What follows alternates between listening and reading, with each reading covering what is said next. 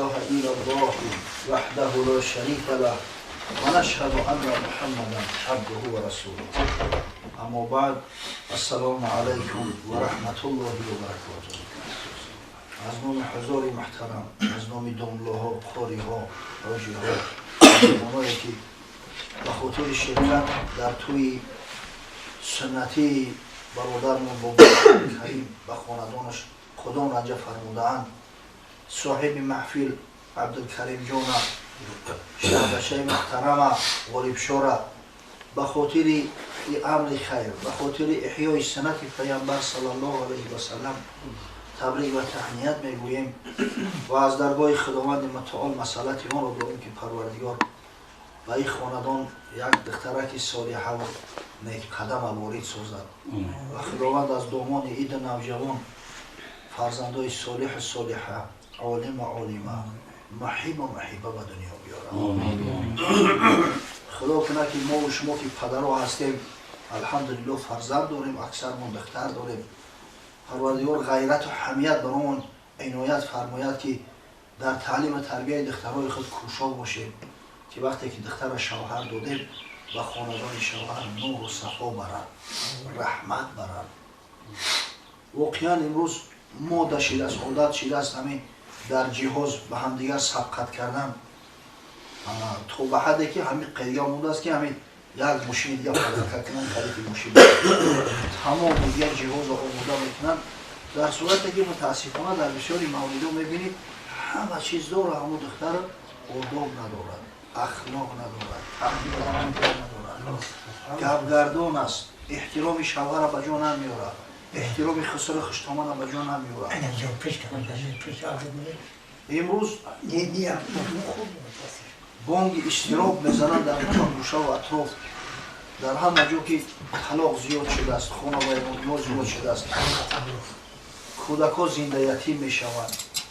اما متاسفانه علت چه در دیگر جا میگویند، در سین سال کم فلان اسمدان، در صورتی که واقعیت دو واقعیت. علت زیاد شدن طلاق در کم شدن ادب است، در ناآگاه و به اطلاع ماندن جوانان است، فرمودهای خدا پیغمبر است. دوی دیگر چی میکنه؟ میگم همین مردم ما گوشنما هستند. من در همین شکم نون بوی نون که گرفت باز سر شده و شکف شفانه را ایش زیادتر میکنه، ایش زیادتر میکنه. با خدا قسم اگر دختر تمام مال و ثروت دنیا نداشته باشه، آداب و اخلاق نداشته باشه، هرگز سوز نمیگیره در خانواده. با خدا قسم اگر دختر هیچی نداشته باشه، اما آداب و اخلاق داشته باشه، هنر داشته باشه، احترام داشته باشه، وقتی که خودش کلام گپ زد سرک خم کنه، همین خسر خشتومنایی را در حیات دیدیم که کیلن از دخترای خچی بالا میگذارن. اگر همین خیلی به ادب باشه چرا این دخترت بروش نمیگذاری، این فرزند رو بروش نمیگذاری. در سال دوم هجرت پیامبر صلی الله علیه و سلم، حضرت صلی الله علیه و سلم توسط دیگران شنیده بود که علی پسر عمکش مایل داره به دخترش بگیره، مایل رغبت داشته است، جرأت نمیکرد که اشکار بیاد گپ زنه، اما حضرت الله خبر بود. میگه نزد بیبی فاطمه زهرا اومد، گفت یا فاطمه تو نور ده چشمان من هستی، اما دختر باید شوهر کنه، وقتی ازدواج چی؟ من تو را در علی دارم. نه گریه و فیغان نه داد افغان. ایوه بچه ولی من تیاری ندیدم، کلپا و کلپشه ندوختم، من گوشبار و فلان و بشمنان نخریدم، اما بعدی جان قبول کرد. خانه حضرت علی نور بود، صفا بود، رحمت بود. حضرت علی به حد از بیبی فاطمه میندار است که آخر تا وقت بیبی فاطمه زنده بود روی یک زن دیگر را نگاه نکرده است، زنی دیگر نگرفته. در همون سال و زمانهایی که حتی مردم قشاق و کمبغل نه کمتر ایده زن داشتن. ببینید حضرت علی روایت میکند، در مسند امام احمد اومده است، جهز رسول الله صلی الله علیه و سلم فاطمه فی خمیل و قیربه و وسادت ادم حشوها من اذخیر. حضرت میگه وقتی بیبی فاطمه را به خانه من گسیل کرد، همین جهاز بیبی فاطمه از 3 چیز عبارت بود. یک چادر داشت، یک مشک برای آب گرفتن و یک بالشت که بالاش از چرم گوسپند بوده، از چرم میشه، داخلش ده حشم، حشمش اسخیر، اسخیر یک گیاه هست، نه پر نه پخته و نه خاک و بلا، در داخل همون بالش میگه گیاه جو کرده بودن. در روایتی که قاضی عیاض در کتاب شفاش آورده است، در شفا میگه یک چند چیزی دیگر هم علاوه کرده است که میگه بیبی فاطمه همچنین یک طبق چوبی داشت، یک بوریا داشت از لیف خرما، بوریای خرما را قمیش میگفتند. در حجاز بوریا را از لیف خرما میگفتند. بوریا را میدونید خیال؟ و یک جفت پاپوشی نو داشته است. این مالی دنیا هم یک جفت پاپوشی نو داشته است. یک اسمک چوب. خیلی میگه به خونه حضرت علی میگه گسیلش کردن. شیخ عطار قسم میکنه، میگه سری مردان عالم مصطفی بود، ببین تو در راه دنیا کجا. سری مردای عالم حضرت رسول الله صلی الله علیه و سلم، قهرمان ما پیامبر صلی الله علیه و سلم. مسلمان باید در همه کار تقلیدی به رسول الله صلی الله علیه و سلم داشته باشد. چه اندر راه درویشی سر افراخت، قبای مسکنت را در بر انداخت. حضرت پروای دنیا نداشت، در فکر دنیا نبود، فرزندان را عیناً همیشه تربیت کرده است مثل خودش. اسامه گفت سید داد فرمان که ابوبکر و عمر را پیش من خواند. اسامه ابن زید رضی الله تعالی عنه حب پیامبر صلی الله علیه و سلم است. لوبیمچی، این را حتی حب ابن الحب میگفتند. لوبیمچی که بچه لوبیمچی، پدرش هم زید ابن حریثه در خاندان پیغمبر کلاشیده است. حتی پسرخواندی تا زمانی که پسرخواندگی و پدرخواندگی از جانب شریعت منع نشد، به حد دوستش می‌داشت که جای جنجال و دعوا میشید جرأت نمی‌کردن که پیش پیغمبر بدرویند. حتی در ساعتایی که ابوبکر صدیق عمر فاروق جرأت نمی‌کرد که نزد حضرت بروی و مقصد این مسئله را مطرح کنه، همه اسامه را می‌فرستادن. برای می‌دونستن که حضرت را دوست می‌داره و مقصد که سخنش در زمین نمی‌گذاره. اسامه میگه که بار پیغمبر صلی الله علیه و سلم فرمان داد. اسامه گفت سید داد فرمان که ابوبکر و عمر را پیش من خواند. حضرت ابوبکر و حضرت عمر دو وزیر پیامبر صلی الله علیه و سلم، وزیر دست راست و وزیر دست چپ. هر مشورت خود در امور مسلمانان بود، خود در امور ملک کشور بود، به همراه همه حضرت ها میکرد. چو پیش آمد ابوبکر و عمر نیست، پیامبر خواند زهرا را بدر نیست. بدو گفتا جهازت هر چی داری، چنا خواهم که در پیش من آری. بچه‌م گفت جهازات هم بیا، اگر چی نوری چشم ای دل افروز، به حیدر میکنم تسلیمت امروز. وقتی در حیدر داد اومد میگه بشد یک سنگ دستا سان رونه، اون آورد آن ساعت زیخونه، یکی کهنه حسیر از برگ خرما، یکی مسواک نعلین مترا، یکی کاسه زی چوب آورد با هم، یکی بالش زی چرم میش محکم، یکی چادر ولیکن 7 باره همه آورد و آمد در نظاره. در آمد میگه بیبی فاطمه زهرا همون جهازش همه 7 چیز به دست آورد.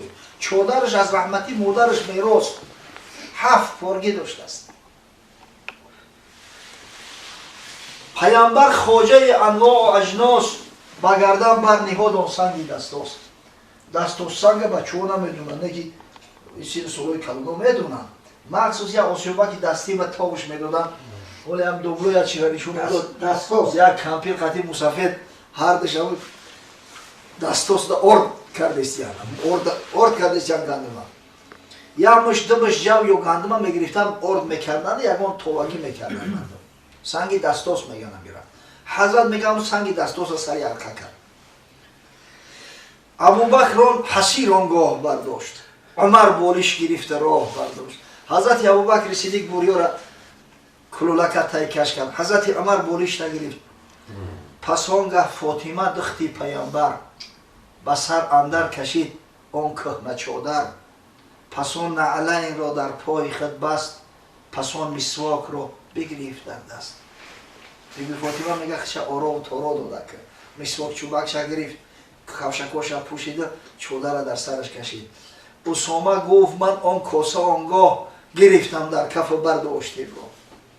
با من میگم طبق رسید به چپ دستی بیدک. چو پیش حجره حیدر رسیدم، زگیریه روحی مردم می ندیدم. همین در راه میگه علم گرفته است، دیگه بغض گلوم گرفته است، همین دردیم کدیسه. اگر چنده که همون 1400 سال پیش هم بود، اسب بود، شتر بود، عروسا را زینت میدادن، اوقی در اسبا هیله و شلشیله ها میبستن. اگر چنده که اوقی میبل و دیوان پیوان نبود، نکی تیلاواری بود کو با حد عروس تیلاواری آویزانش میکردن که چی جای گردن دست پونه در پاش هیله کشور میکردن. هیچی ده خالی با دیگه میگه علمون کرد. ای دستای گریه را چشمام لقلقی آب شده پیشی با من میبینم. پیامبر گفت ای مردی نکوکار چرا میگیری آخری قدر زار؟ حضرت گفت چی در داری یا اسامه برای چی گریه میکنی؟ بدو گفتم زیدن ویشی ای زهرا مرا جان و جگر شد خون و خارا. ببین تا قیصر و کسرا چی دارد ولی پیغمبر است یا چی دارد؟ کسی که خوجه ای هر دو جهان است، جهازی دخترش اینک ایون است. میگه خیلی حضرت نداشت. حضرت نداشت ای پشت دنیا نبود. نه که حضرت مرتبه و مقامی داشت که والله بنی میدهن اگر میگفت تمام دارایی و تمام نعمت و تلاواری مدینه را میورده در پیش قدمش میریختن. جانشون را فدا میکردن انصار. چی جای مال ثروتی دنیا؟ جانشون را فدا میکردن. پیامبر گفت ای اسامه این نیست چه باید مرد هست این هم بس ای چیز. گفت یا اسامه همین مادام که عاقبت کار مردم باشه همین هم خیلی مولای همین هم حساب و کتاب داره. اگر آخه بیبی فاطمه مال نداره جهاز نداره اما ادب داره قرآن داره به خونه شوهر نور و صفا میبره. حقیقتا حضرت علی خونش آباد شد صاحب فرزند شد. خداوند 5 فرزند نازنین دو دستش از دامان بیبی فاطمه که این حسن و حسین رضی الله تعالی عنهما امام مسلمانای عالم هستند از مشرق تا به مغرب. این قدر آداب و اخلاقی زیبا داشت. به یک روز را بینشو دعوا و جنجال و خرخشه و دشنامکاری نشید است. در همین طول حیاتی که داشتن سبحان الله مدت 8-9 سال یک بار فقط حضرت علی میگه از همین بیبی فاطمه دماغش سوخت برای اندک کاری همین دنیا برومد برفت مسجد در مسجد سرک شبان خواب کرد. حضرت رسول الله صلی الله علیه و سلم خونه اومد که بیبی فاطمه نزدش برخواست گفت علی کو؟ گفت علی همین بعضا کرده دماغش سوخته است چی کاری مرا فرموده من فراموش کرده یا دماغش سوخته نیست. گفت برو اومد حضرت قفاش اومد که حضرت علی کرم الله وجهه در مسجد خوابه در بالای زمین خاک در رخسارهاش کشیدگی. گفت قم ابا تراب قم ابا تراب خیزان در دستش گرفت و آورد هر دشا پهلو به پهلو همراه بیبی فاطمه شناند و نصیحت شو کرد که فرزندای عزیز این زندگی داره نه و مناسبت داره یک همدیگر فهمید و شیرینی حیو در همین می شود. بعضا حالت هایی می شود که اوقی مرد باید پس کنند اگر چنده که حق حقوق مرد زیادترک است. اما این زن خدای تعالی از قبرغه خلق کردگی و این قبرغه یک کجی داره. بسیاری باید جون نکنه بسیاری باید میگه زور نزنه. حضرت صلی الله علیه و سلم که خوف شکستن داره امکان داره که همین بشکنم. اگه تصور کنه که هم دخترها را از این قدر جهاز زیاد ده همه نصیحت کنیم بچه جان وقتی این شوهر حق حقوقی داره که از پدر و مادر احترامش کنه.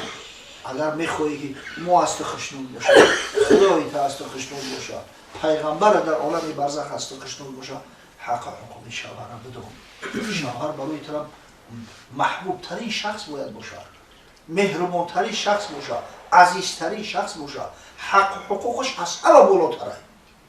حضرت سوال کردن که ما اعظم الناس حقا علی رجال. حضرت گفت امه برای همین مردم را گفتن از همه حقی بیشتر کی داره؟ گفت مادرش. پرسیدن که در حق زن از همه حقی بیشتر کی داره؟ گفت زوجها، شوهرش. حق شوهر از حق پدر مادر در بالاتر بشه. حضرت صلی الله علیه و سلم صحابی بزرگی خیش معاذ ابن جبل با روی انجام دادن یک امر خیری به شام این ملک شامش این همه سوریه و فلسطین امروز در اختلاف اکثری مردم در اونجا نصرانی بودن، از جمله عرب ها را نصرانی بودن. این نصرانی ها پاتریارخ دارن، اپیسکوپ دارن. دید که مردم در پیش همون سویتوی اتیتشو تعظیم میکنن یا زمینوی پاکلون دارن کن تخم میکنن خچونن. این بچه تعجیب کرد، گفت این کار ممکن باشه چرا ما در پیش پیغمبر نکنیم؟ حضرت وقتی که بازگشت میگه در نزد حضرت صلی الله علیه و سلم هم که تعظیم اینا کرد. حضرت تعجب کرد، گفت ما هذا یا معاذ؟ این معاذ در دوری چی کاری است که تو کردی؟ گفت یا رسول الله آتیت الشام فوافقتهم یسجدون لبطارقتهم و اساقفتهم فوددت فی نفسی ان نفعل ذلک بی. ای حبیب خدا، گفت من به فرمان تو شام رفتم، او مردم دیدم اهل کتاب هستند در پیش اپیسکوپ و پاتریارخا همین کارو میکنن. او تو حبیب خدا هستی، بزرگترین مخلوق پروردگار هستی، شریفترین هستی، ما مسلمانان را در پیش تکنیم چخیل میشنو. حضرت گفت لا تفعلوا، قرآن حق نگفت لو كنت آمرا احدا ان يسجد لغیر الله لامرت المرأة ان تسجد لزوجها. اگر اجازه تعظیم کردن در نزد مخلوق میشید، هر آینه من زنها را امر میکردم که در نزد شوهراشو تعظیم کنند. مشکل نیست. کاش که همین زنکایمون میفهمیدن میرن. او سخن بلا نیست، سخن یگان مردی پرستای نیست، سخن پیامبر صلی الله علیه و سلم است. اگر اجازت میشید که در نزد مخلوق تعظیم کنم، من زنها را امر میکردم که در نزد شوهرای خودشون تعظیم کنم. سبحان الله. بعدا حضرت سوگند یاد کرد. پیغمبری که احتیاج به قسم خوردن نداره، پیغمبری که هنوز قبل از بعثت به پیغمبریش با تخلص محمد الامین در جزیره العرب معروف بود. حضرت بوره میگه اون مشرکا را گفت که ای مردم اگر از من بگم که در همه پشتی که ابو قبیس دشمن کمین گرفته است و شما در هجوم میکنه، قبول میکنه؟ گفتن البته قبول میکنیم، ما در حیات ما ایتی یکون گفی دروغ شنیدگی نیستیم، چخیل قبول نکنیم؟ اون گو ناشکریتونه بکنم که برای چی نباشه من از خدا ترسو میتم و از غیب ترسو میتم، از دوزخ ترسو میتم، قبول نمیکنه؟ آدمی که در زندگی و در حیات دروغ نگفته است میتونه که در مورد خدا در مورد قیامت دروغ بگه؟ یعنی که محمد الامین بود.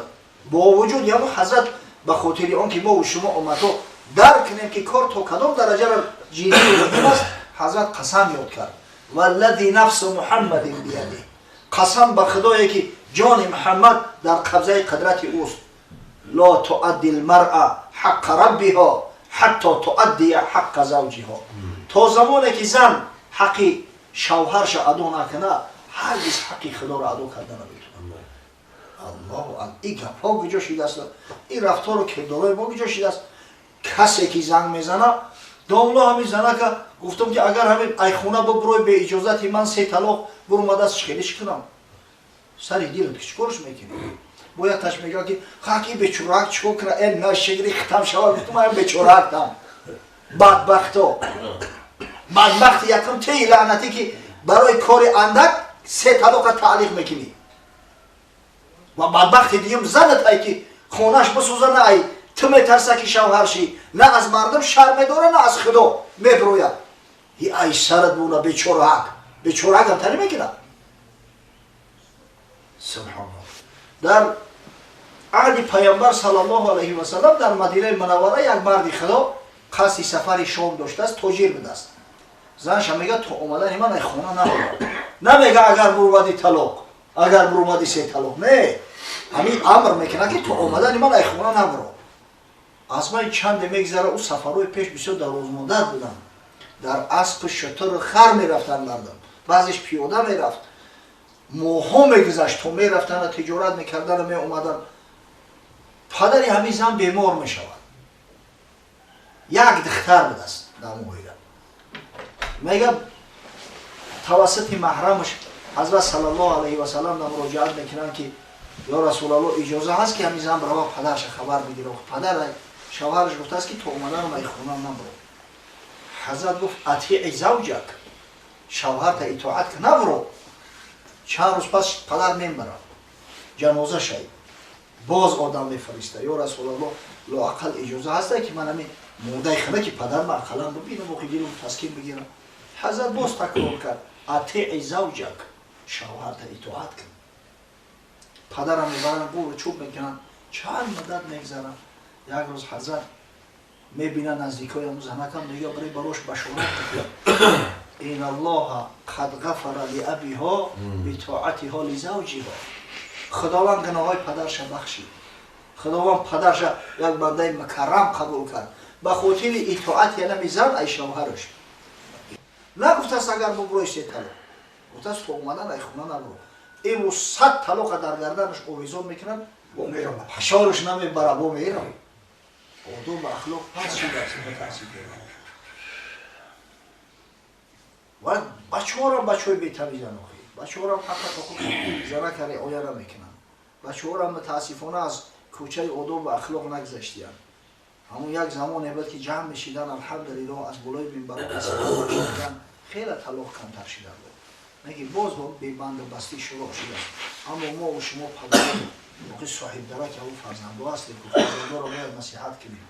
بچه جان همون زنم بنده خدا های شاید که قرب و منزلتش در پیش پروردگار ایته در بالا باشه. حق شریعت رعایت که فرد روز قیامت همون زنه گریبانت میگیره های مخلوق نه میبخشه، خدا میبخشه. وقتی که خیانت کردی، وقتی که رعایت نکردی، حق نشناختی، پدر میزنه از طاعت عبادت میگیره. چیکار میکنی؟ فرزند داشته در سرت بگی قطعی زنت معامله نیک داشته باش. زندگی دوره نه دوره یا شیرینی دوره. اگر شیرین باشه اگر 100 سال عمر زندگی کنی در نظر یک روز میتوه. نه اگر هم زنی جکو که بدبخت باشه زندگی را در نظرت شو میکنه. هم باید که معامله در طرفه باشه. مرد با نام معاویه قشیری است از بنی قشیر. میگن از حضرت صلی الله علیه و سلم اومد گفت یا رسول الله ما تقول فی نسائنا. ای حبیب خدا گفت در حق همین زنهای ما چی میگوی؟ در زمان جاهلیت زن اصلا یگان احترام نداشت، یگان حقوق نداشت، استعمال و کلا بود. ای مردک یک شخصی بگیم یک اعرابی است، خدای تعالی امکانش داد اسلام آورد، صحابی پیامبر شد، برای تعلیم اومد که یا رسول الله همین زنها آیا در زیبای ما حق و حقوق دارن؟ حضرت گفت بله. اطعمهن مما تاکلون. هر چیزی که میخوره برای زناتون هم آماده کنید. مردی نیست که خودت همین اوش یک به یک بزنی بگردی در خونه یک امر مش پیوبه. هر چی میخوره برای زناتون هم مهیا کنید. و اکسوهن مما تکتسون. میخوایی که خوب بپوشی خودت هم برای زنت برای اهل خاندانت هم امر مهیا کن. ولا تضربهن. زنها را لطکوب نکنید. این هم با خیال کردیم که همین نشانه مردی همین لطکوب کردن است. مردی مردم محمد مصطفی صلی الله علیه و سلم است. با خدا قسم تاریخ یاد نمیده که یک زن شبار سویه شپلاق نشان داده باشه. ولا تضربهن ولا تقبحهن. زنها را دشنام و حقارت نکنید. ولی اینطوری که برکت در خونه ها نیست.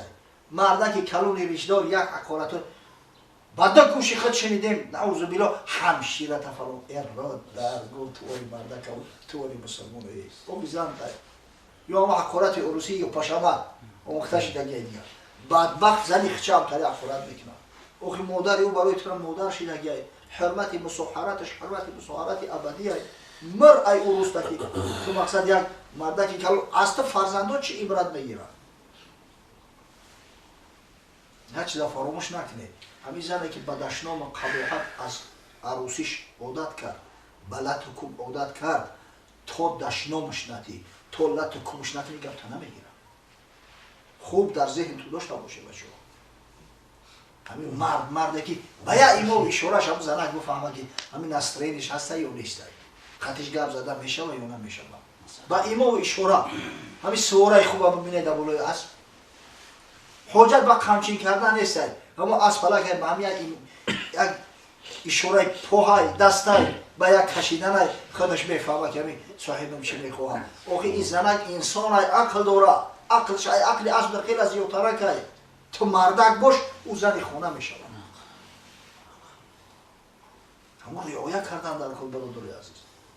یک همسایه ژورنالیست داره قصه کرد در تلویزیون کار میکنه و گفت یک بار برای همون سیومکای پختچینی یک خوجگی دهقانی رفتیم ناحیه حمدانی میگه رئیس میگه دعوت میکرد که خونه میدیم بسیار مردک خوب مهمون نواز با مقصد آب عزت بکرد میگه می دهانش بیزی با بر پدرتون حالت هپ پدن حالت و هپ فلان نمیش همین تو سهر خورد کرده است نمی خونه گوش من دوستی که دل سیاه شد میگه که خودی همین خانواده چی میگه مهمونی در مثلا میدادن مقصد که تی حقارت دشنا میدیم روز دیگه همین پیش های نمازی عصر بود میگه که همه کارو خلاص شد سیاه کپ شد بعد گفت که کی گفتی ما که میبخشی جورا نمیدیم بعد گویم اون کمبودی کردم بعد گفتی من دهانت بیزی بگویم دهانت بی معنی بعد بدست بعد گفت که بیوی ما رو پدودید نکنه سر و خم نکنه همین مردمی مسلمان عادتا همین نمیدونن که مقصد اون مهمونشون رو قبول نکنن با خدا قسم تو شما اجازت ندین گپ نمیزنم قسم خود میگم خیلی اومدیم قطیش میگه عصر خوندیم چخ میده صحبت شما خوندیم خیلی میده صحبت داریم وزیب و خفتن شده نه دو سرخونه نه چایه نه نونه قرار همیشته گشنه موندیم بعد همدیگر را دیگه میگیریم بعد دست شاید تبر داشت گفتیم لبای گفت اجازت هسته مرحمت گفت گشنه مونده و گفتیم گفت من اجازت میده که من فعالیت کنم گفتیم مایلش ها دیگه چکو میگی مرگزی در خوب میبرد گشنه همین در خوبی کرد هیبار پادرتون علتو مکشه مهمونو را همین هم احمد سرخون اومده چه از برای خدا همین مردی خانواده که تو حقارت نکنن سرخون نیارم او هم عروسی بخیر هم زنک آمخته کرده است تو که هم گیزلگی نکنن نمیفهمه که مثلا مقاله جیبیه ولا تو قبیح هم نه قباحت گویی نکنه دشنام نکنه همون بنده خدا است فاین خفتم نشوزهن فاهجروهن فی المضاجع اگر خوف است که گپ درنده میکنن گپ گوش نمیکنن شما رخصت داره اجازه داره که چند روز خودش قهری کنید جوگه خودتون در پرتو اجازت هست مثلا میتونی که بر دروغ اوزه کنی که زن گرفته استم اینم یک چیزی خوبه ده یا توضیحونه خوبه برای تعلیم اگر بو غیرت داشته باشی یا تبگیری نور الان نور میشه همه شریعت اجازه دادگی هست یک چیز من همین مشاهده کردم عادتا همون زنایی که قسمت میکنن دل شوهر را یفتگیان شوهرش اوقدر میل رغبت هم ندارن به زن دیگر باور کنید همین زنها خودشو وابسته است زنکی که خراکی به لذت بپزن سری وقت شوهرش مقصد سر لباسش بشوه همین که اومد با تبسم قبولش کنه با تبسم بسیلش کنه آخه از برای خدا مردی سالم و به عقل دیگر در زندگی چی ارزو داره؟ هیچ ارزوی همیه المرأة الصالحة الدنیا متاع و خیر متاعها المرأة الصالحة دنیا متاع است بهترین متاع دنیا زنی صالحه ای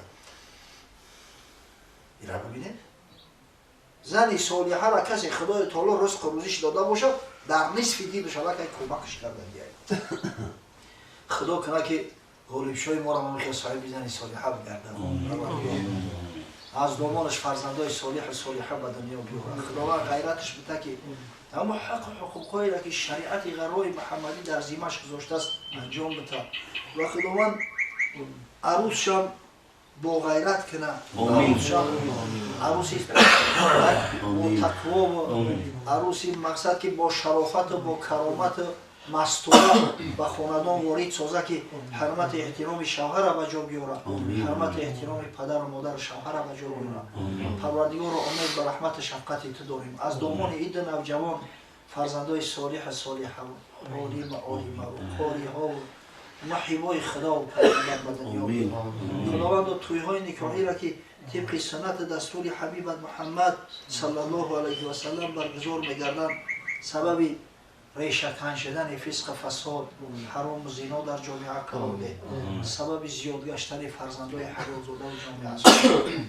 худовандо файзу баракоту ҳасаноту дар ин манзил, дар ин диёр, дар хонадони бародарои даст ба дуо бардоштан бирахматик.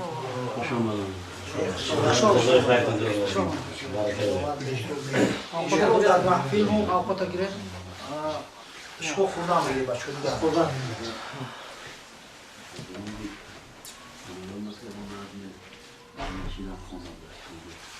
خوب میشه اگر که نمیگفتن همون